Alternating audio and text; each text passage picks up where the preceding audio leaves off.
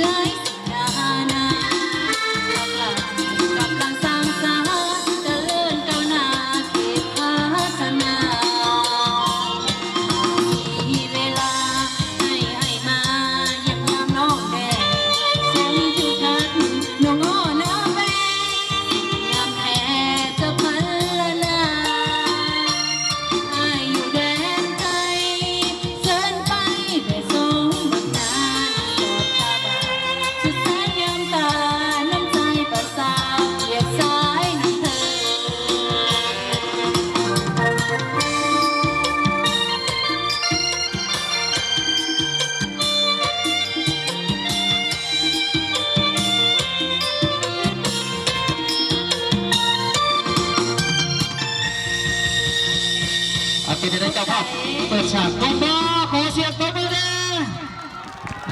แต่ว่าอันนี้เป็นบุคคลที่มีศิลปะดนตรีในหัวใจพี่น้อง